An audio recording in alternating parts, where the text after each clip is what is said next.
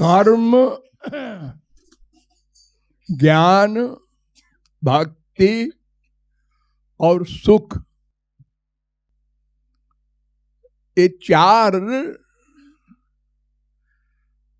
Subject बड़े important हैं। वेदों में, शास्त्रों में, पुराणों में, समस्त धर्म ग्रंथों में इनका विशद विवेचन है।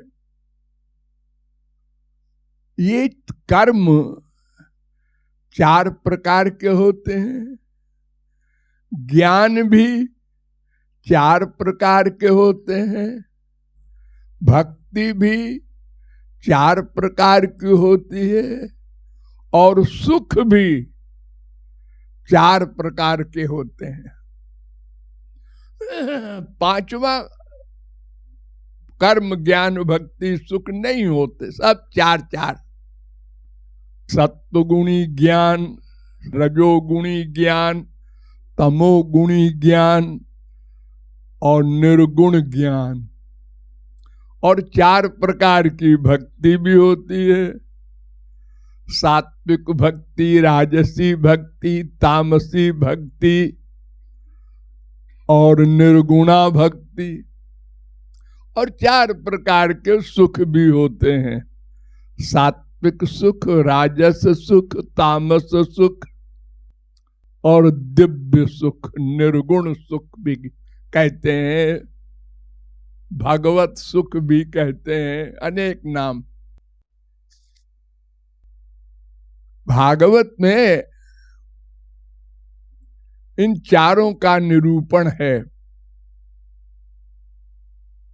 11वें स्कंद के 25वें अध्याय के 24वें श्लोक से इन सब का वर्णन है। तो इसमें सात्विक कर्म, ज्ञान, भक्ति, सुख उसे कहते हैं जो सत्वगुणी के प्रति हो। सत्वगुणी देवता होते हैं स्वर्गलोक के। अगर हमारे कर्म स्वर्ग के देवताओं के निमित्त हों, यज्ञादिक होते हैं ना, और अगर हमारा ज्ञान सत्वगुणी हो, उससे आत्मज्ञान होता है। सत्वात् संजायते ज्ञानम, तो उसको सात्विक ज्ञान कहते हैं। और सत्वगुणी सुख भी होता है। वो कौन सा होता है? सात्विकम सुखमात्मोत्थम। ये जो ज्ञानियों को आत्मा संबंधी ज्ञान होता है, उसके द्वारा जो समाधि का सुख होता है, वो सात्विक सुख है।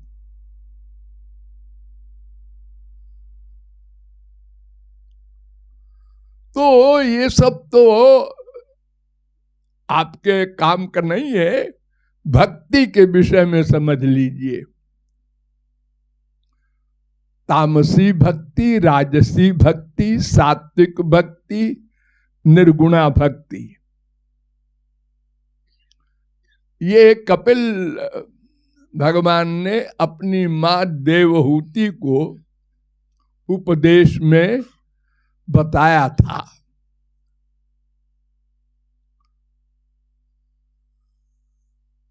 अभिसंधाय यो हिंसाम दंभम मात्सर्य मेवा। जिस भक्ति का एम हो, उद्देश्य हो हिंसा,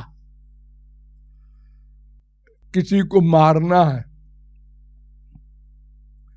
हिरण्यकशिपु को, भाई को, हिरण्याक्ष को भगवान ने मारा, तो भगवान को मारने के लक्ष्य से हिरण्यकशिपु ने ब्रह्मा संबंधी तप किया कि वरदान लेकर के मैं अमर हो जाऊं और विष्णु को मार डालूं। उसने हमारे भाई को मारा है। ये हिंसा का लक्ष्य लेकर के, अथवा पाखंड, दुनिया को ठगने के लिए और अपना उल्लू सीधा करने के लिए। तो ये तामसी भक्ति है, जिसमें हिंसा हो, पाखंड हो और ईर्ष्या द्वेष की भावना हो।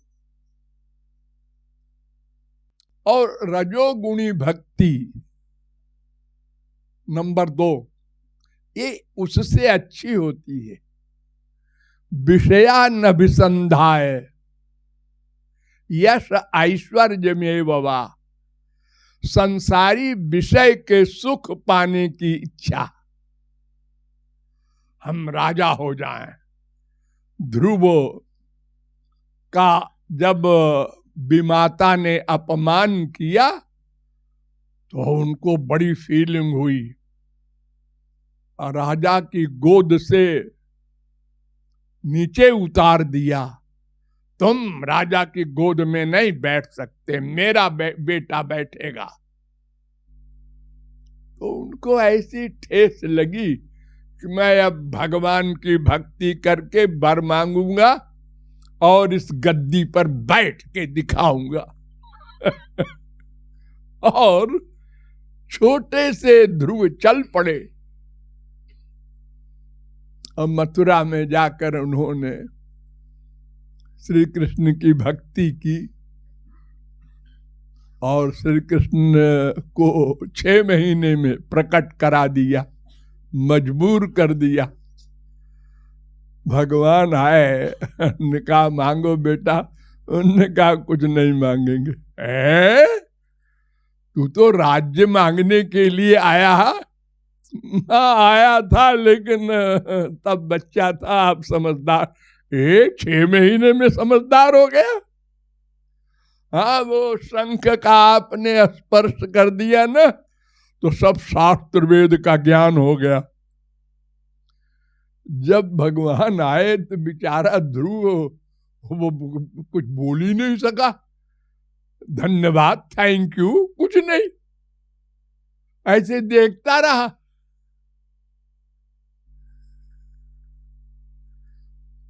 तो शंख का स्पर्श किया भगवान ने उसके मुख के पास, तो सब शास्त्र वेद का ज्ञान हो गया।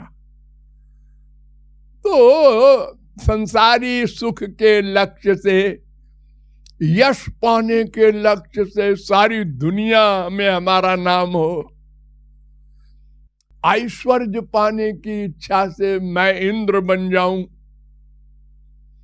ऐसी भक्ति राजसी भक्ति कहलाती है। और सात्विकी भक्ति कर्म निर्हार मुद्दिश्य परस्मै यत समर्पणम, जिसमें कर्म बंधन काटने का लक्ष्य हो और जो भगवान को अर्पित किया जाए कर्म,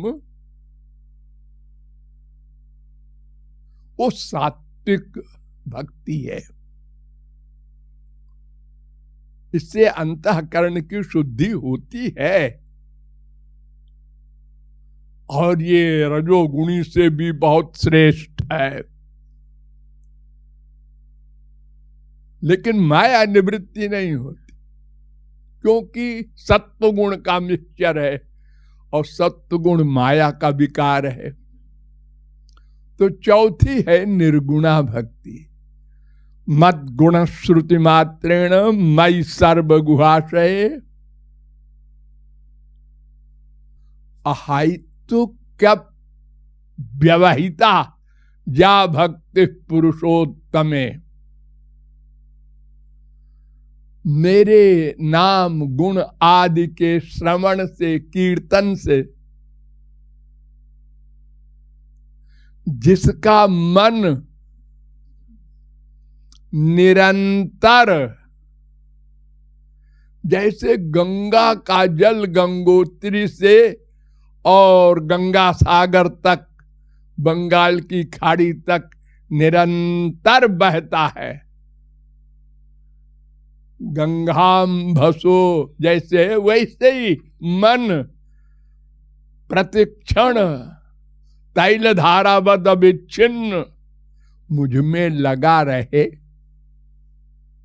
और उसमें दो शर्तें और हों। एक तो लगातार लगा रहे, एक शर्त। नंबर 2, आहितु की कोई कामना न हो, हमारा ये काम हो जाए, वो हो जाए, संसार मिल जाए, मोक्ष मिल जाए, वो भी नहीं। हाँ, वो भी नहीं, कुछ मांगने नहीं। ये निष्काम भक्ति है ना, इसमें 3 गुण नहीं रहते। अरे 3 गुण से परे वाली मुक्ति भी नहीं रहती, क्योंकि 3 गुण वाले तो वो कभी आ जाएंगे भक्ति जो विशुद्धा है उसमें, लेकिन अगर वो गुणातीत मुक्ति मांग लिया, सदा को गया, उसकी बड़ी निंदा है। गौरांग महाप्रभु ने तो यहां तक कहा है कि 4 कैतव होते हैं।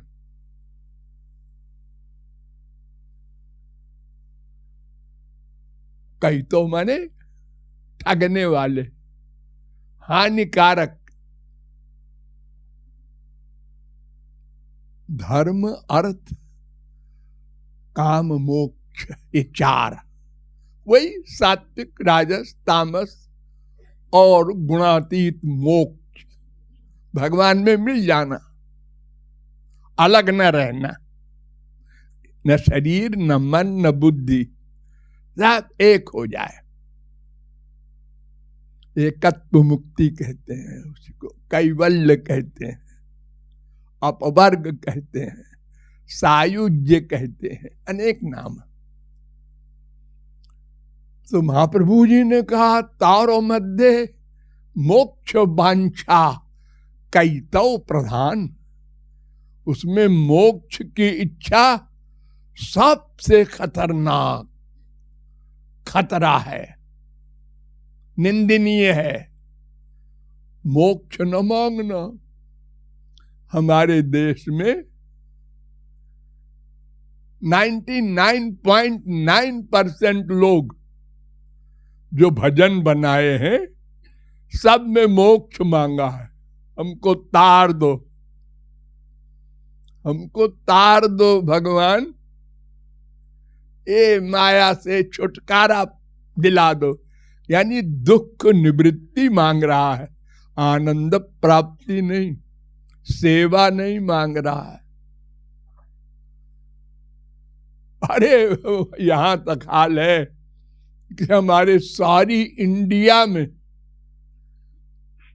मैंने तो सब जगह सुना है, भगवान की आरती गाई जाती है, सुख संपत्ति घर आवे। वाह, क्या बढ़िया डिमांड है। सुख संपत्ति घर आवे और कष्ट मिटे तन का, ओम जय जगदीश हरे। बड़े ठाट से लोग गाते हैं। ये लो, ये और नीचे उतर गए, मोक्ष की कौन कहे। ऐसे मूर्ख हैं ये, जिसने बनाया है आरती और गाने वाले उससे अधिक। वो सोचते ही नहीं क्या हम गा रहे हैं। हाँ? तो मोक्ष बड़ा खतरनाक है। एक बार मोक्ष हो गया तो फिर भगवत प्रेम कभी नहीं मिलेगा, क्योंकि वो सदा के लिए गया। ब्रह्म हो जाता है। शंकराचार्य कहते हैं, कृपालु कहता है नहीं नहीं ब्रह्म नहीं हो जाता, ब्रह्म में मिल जाता है, ऐसा बोलो। नहीं नहीं वो तो ब्रह्म है ही है, उसको ओरिजिनल वही रूप है। अज्ञान गया कि बस ब्रह्म हो गया, वो ब्रह्म था, ब्रह्म हो गया। लेकिन शंकराचार्य ही फिसल गए और नृसंगतापनीय उपनिषद के भाष्य में उन्होंने लिखा कि मुक्तापि लीलया विग्रहं कृत्वा त्वाम भजन्ते। हे श्री कृष्ण, मुक्त आत्माएं भी आपसे निकलकर फिर भजन करती हैं आपका। तो क्यों जी, वो मुक्त आत्माएं कहाँ रही? वो तो ब्रह्म हो गया था, वो फिर आत्मा कैसे हो गया? आप कहते हैं ज्ञान होने के बाद ये जीव ब्रह्म बन जाता है। ब्रह्म में मिलता नहीं, ब्रह्म ही बन जाता है। तो फिर विग्रहं कृत्वा ये कैसे आप लिख रहे हैं? बड़ों की बड़ी बड़ी बातें होती हैं, उनको कौन बोलेगा, किसकी हिम्मत है। भगवान और महापुरुष ये तो अलौकिक है, इनको ना झूठ बोलने का पाप है, ना गलत बोलने को कोई उंगली उठा सकता है। हाँ, अन्यत्र धर्माद अन्यत्रा धर्माद अन्यत्रा कृता कृतात्, तो मोक्ष की कामना भी न हो, तो उसके लिए कहा है आहितुकी, कोई कामना नहीं। ये दूसरी शर्त। और तीसरी अव्यवहिता, उसमें कर्म ज्ञान जो किसी का मिक्सचर न हो, किसी का उसमें इंटरफियर कोई करने वाली चीज ना आने पावे, केवल श्री कृष्ण भक्ति। ऐसी भक्ति निर्गुणा भक्ति कहलाती है, स्वरूप सिद्धा भी कहते हैं, अनपायिनी भी कहते हैं। इसी भक्ति का उपदेश हम आप लोगों को करते हैं। इस लक्ष्य को भूलना नहीं चाहिए। Thank you. राधे